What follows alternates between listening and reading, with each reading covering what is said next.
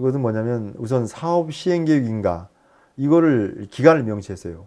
종전의 법 제28조인데 사업 시행자는 시장 군수에게 사업 시행 계획서를 제출하고 인가를 받아야 된다. 그러니까 언제까지 받아야 되냐? 인가 기간이 도대체 얼마냐? 사업 시행 계획 제출 후 며칠 내에 인가 여부를 결정해야 되냐? 이런 게 없었어요. 근데 60일로 딱 정해졌습니다. 신설한 법 제50조에. 종전에는 28조에 추상적으로만 되어 있고 그냥 시장 군수가 사업 시행 계획서를 제출하고 인가를 받도록만 그냥 되어 있어요.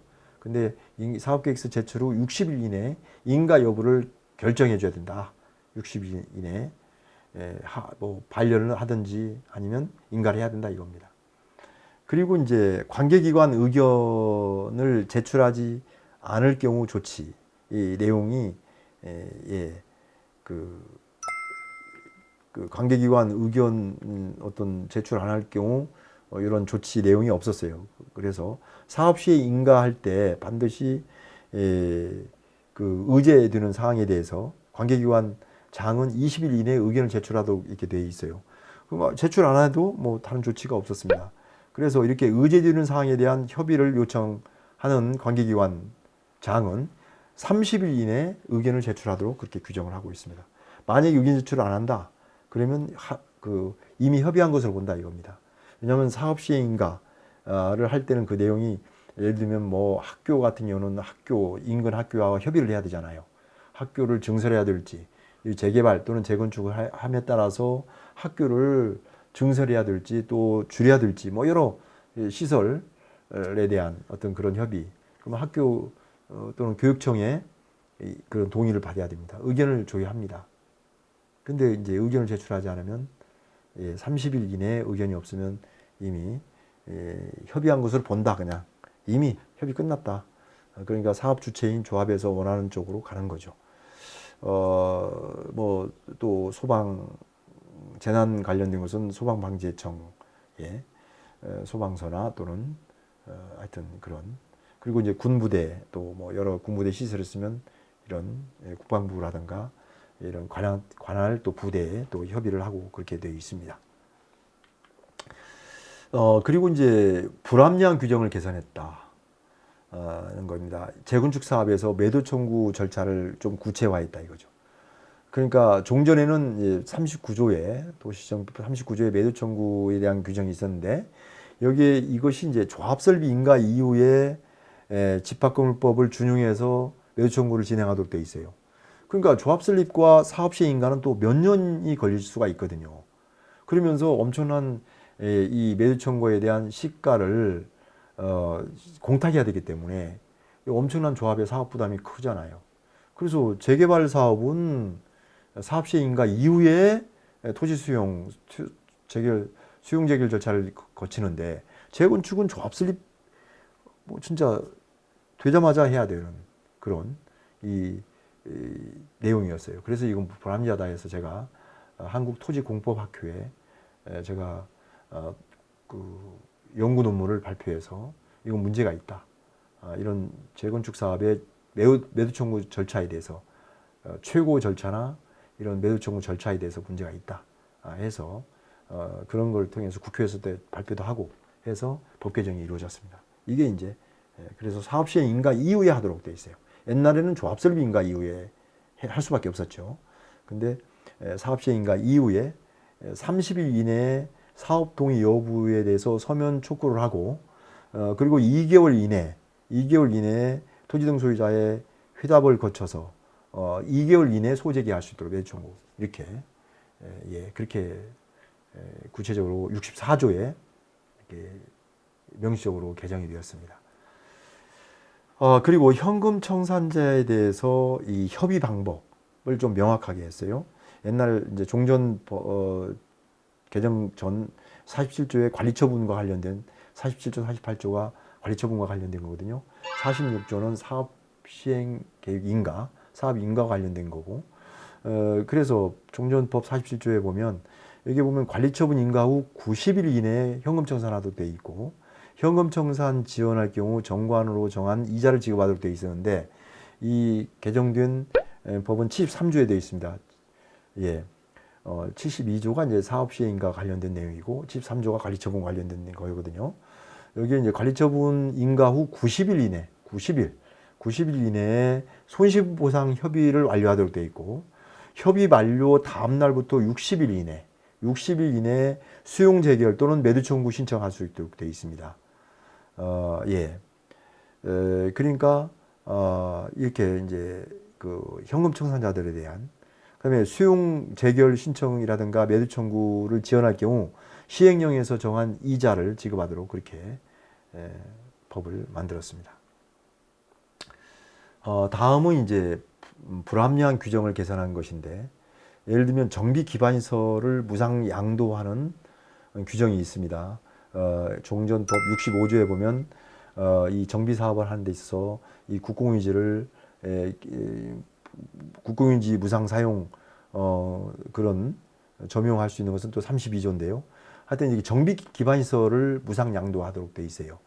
요게 65조인데 시장군수구청장이 또 이제 주택공사 등이 아닌 경우, 그러니까 이제 공공이 아닌 경우, 이 현황 도로 무상 양도를 그러니까 공공사업이 아닌 경우는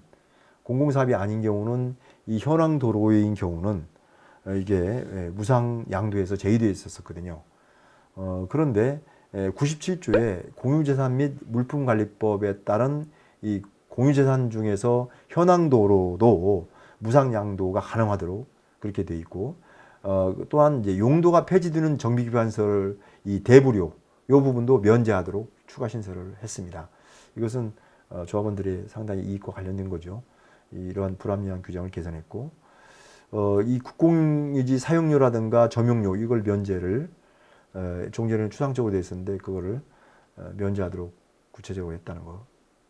다음은 이제 기부채납 운영 기준을 고시했는데 종전에 이 법 제4조에 따른 이 정비계획 수립할 때 정비기반서를 설치하도록 그 정비계획 수립 그 내용에 있죠.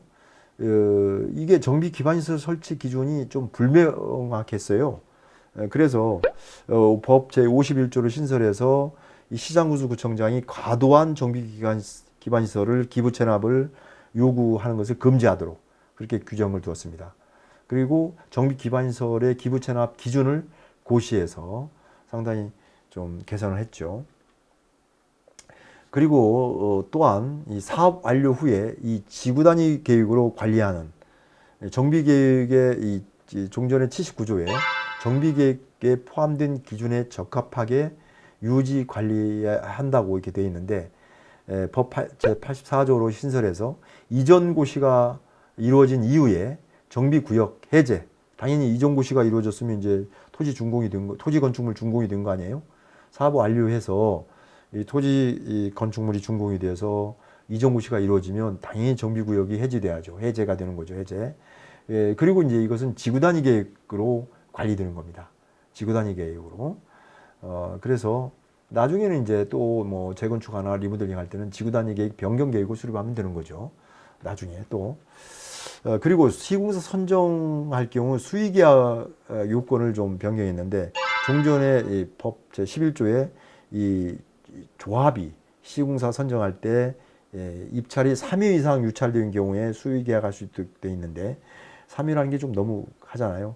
그래서 시공사 선정을 위한 이 전자 입찰할 때 2회 이상 유찰될 경우에는 수의계약이 가능하도록 그렇게 불합리한 그런 제도 개선을 했다는 거. 자, 그리고 사업 단계별 개정 사항을 좀 도표로 정리해 봤습니다. 여기 보면 이렇게 여러분도 이 도표를 통해서 한번 사업 절차를 다시 한번 리마인드 해 보시죠. 먼저 도시 및 주거환경 정비 기본계획을 먼저 수립하잖아요. 그리고 기본계획을 수립한 이후에는 정비계획 수립해서 구역 지정하죠. 이 단계 내용을 한번 살펴보겠습니다. 이렇게 정비계획 변경을 위반하는 기준을 명시했어요. 종전에는 그게 없었어요. 그러니까 법 제14조인데 이 토지동 소유자의 3분의 2 이상 동의, 이 조합인 경우에는 조합원 3분의 2 이상 동의로 이렇게 정비계획 변경을 위반할 수 있도록 그렇게 되어 있습니다. 그리고 이렇게 법 제2조에 이제 정비사업 유형을 통합을 했는데 주거환경 개선 사업이나 재개발 사업, 물론 이제 도시환경 정비 사업이 재개발 사업에 통합됐죠. 이 재건축 사업 이 세 가지 요게 이제 유형이 통합됐다는 걸 제2조 아까 말씀드렸죠. 예. 그러니까 크게 보면 6가지 옛날 사업이었는데 그러니까 재개발 사업은 도시환경 정비 사업과 주택 재개발 사업이 재개발 사업으로 됐고 하나로. 그다음에 이제 두 개가 하나. 그다음에 이제 주거환경 개선 사업은 그대로 주거환경 개선 사업. 그다음에 재건축 사업. 이거는 이제 단독주택 재건축 사업은 없어졌고 이거는 이제 재건축 사업으로 그렇습니다. 이렇게 이게 없어졌고 그다음에 가로주택 정비 사업은 저쪽 빈집법으로 빈집 및 소규모 주택 정비 특별법으로 갖고 그래서 세 개로 이렇게 통합됐다는 걸 말씀드렸죠. 그리고 이제 재개발 사업 시행 방법에서 23조에 보면 이 용도별 건축물 공급이 가능하도록 재개발 사업은 용도별 이 건축물 공급이 가능하도록 돼 있어요.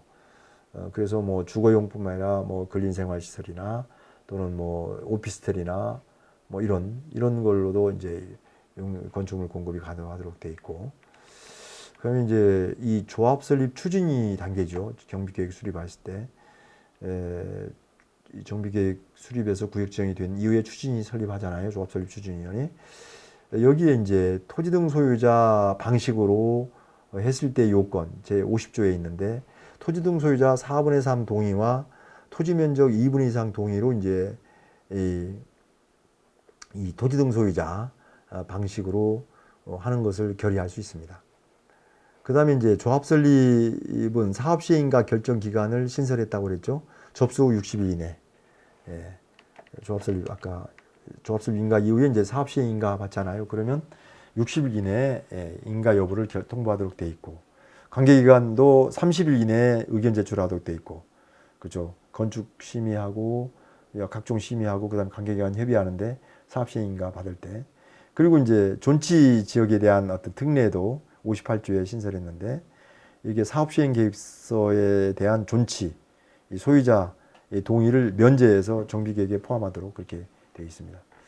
그리고 조합 설립 관련돼서 이제 재개발 사업 그 사업 시행자 변경 이게 이제 20인 미만인 경우는 토지 등 소유자 방식이죠. 토지 등 소유자 방식은 20세대 미만, 20세대 미만이면 가능하도록 그렇게 되어 있습니다. 그리고 이 시공자 수의 계약도 이제 본래는 3번 유찰하면 했는데 지금 2번으로 그리고 자녀의 조합원 자격 기준을 19세 이상 자녀가 분가할 경우는 그것도 조합원이 될 수 있죠. 그리고 조합장의 대의원 의장 본래 조합장은 대의원의 의장이 될 수 있죠. 근데 대의원인지 여부는 표시가 안 돼서 그것이 조합장이 대의원이다. 그걸 좀 명백히 했습니다. 그리고 총회 의결 정족수를 명시했는데 총회 가반수 조합원 가반수 출석과 출석 가반수 의결을 하도록 이 총회 의결 정족수를 명시했습니다. 그리고 이제 분양 신청에 있어서 이제 매도 청구 절차를 명시했다고 그랬죠. 사업 시행인가 후 서면 촉구를 60일 이내에 해서 이제 2개월. 그러면 종전자산 이 평가도 통지하도록 분양 신청 전에 통지하도록 돼 있고, 그리고 이제 이 조합원 이 재분양 신청도 허용했다고 그랬죠. 이 세대수 또는 주택 규모 변경할 경우 어때요? 사업 시행 계획 변경하면 세대수가 변경이 되고 주택 규모가 변경할 경우 분양도 다시 조합원들 다시 신청할 수 있어서 매도 청구 대상자나 현금 청산자도 신청할 수 있는 겁니다. 그리고 이제 현금 청산자 절차를 구체화했다. 그리고 이제 관리 처분 부분에 있어서는 이제 무상 양도 이 정비 기반 시설을 확대했죠. 앞서 얘기했죠. 무상 양도 대상을 현황 도로까지도 포함됐다. 물론 옛날에는 도시계획 도로만 가능했는데 이제는 현황 도로도 가능했다는 거죠. 그다음에 이제 행정재산 이 대부료를 면제하도록 용도 폐지된 그 정비 기반 시설 이 시설 사용료 대부료 이걸 면제하도록 돼 있고 이렇게 이제 관리 처분이 이루어지고 그러면 이주 철거하고 그리고 이제 그러면 공사를 해서 토지 준공, 건축물 준공하죠. 그러면 이제 이전고시 하잖아요. 그 다음에 이제 그러면 정비구역을 해제하도록 이전고시가 이루어지면 그렇게 신설을 했고 그게 규정이 없으니까 사업을 해산하기 어렵잖아요. 도시계획상 정비구역을 해제 안 하면 계속 정비구역이잖아요. 그건 말이 안 돼서 신설해서 이렇게 사업 완료 후에 정비구역을 해제하도록 그렇게 되어 있습니다. 그리고 이제 이전고시 이후에 준공 및 이전고시 이후에 정비구역을 해제하는 그런 법률을 신설했습니다. 사업 완료 후에 정비구역을 해제하는 그게 이제 법 제84조를 신설해서 도시계획적으로 좀 체계를 다 정비했죠. 그러면 이제 지구단위 계획구역으로 변경이 되는 겁니다. 그리고 이제 입주하고 이제 해상 결의해야죠. 해상 결의하고 청산하는 겁니다. 예.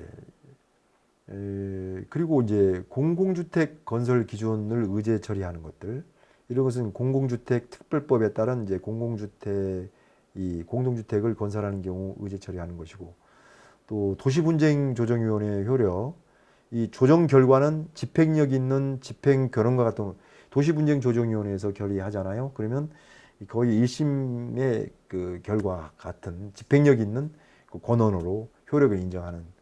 그래서 집행권한이라는 것은 민사집행법 절차에 따라서 이 부동산이나 금전 등에 대한 강제 집행이 가능한 그런 권한을 말하잖아요. 집행권한이라는 것은 그런 집행권한을 인정했다는 거죠. 도시분쟁위원회.